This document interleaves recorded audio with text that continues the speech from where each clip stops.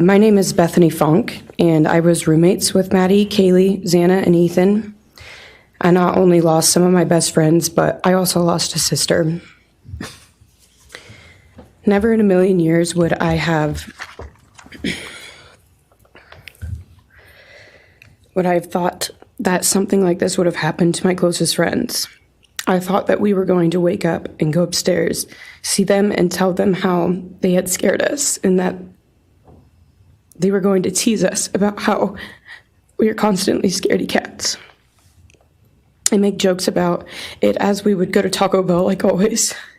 But sadly, that is not what happened and what turned out to be my worst nightmare.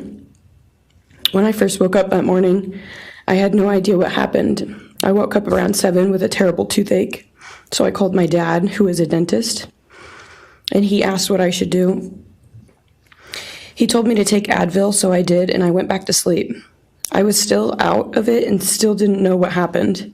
If I had known, I of course would have called 911 right away.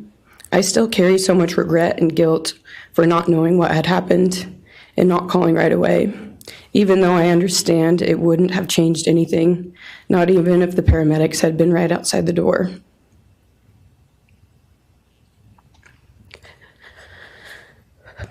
I was so frantic that morning and scared to death, not knowing what had happened. And when I made the 911 call, I couldn't even get out the words. And from then on, I don't remember a thing. It was like my brain wiped that whole memory. That was the worst day of my life.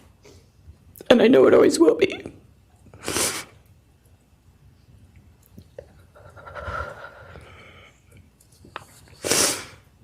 While I was still in shock, trying to process the fact that my friends were truly gone, I had been attacked by the public. I was grieving, numb, and unsure of what had happened was even real.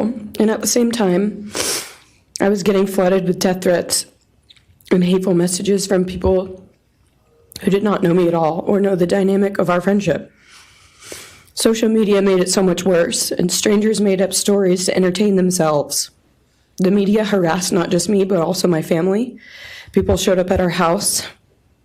They called my phone, my parents' phones, other family members' phones, and we were chased while I was still trying to survive emotionally and grieve the loss of my friends. I hated and still hate that they are gone, but for some reason, I am still here and I got to live. I still think about this every day. Why me?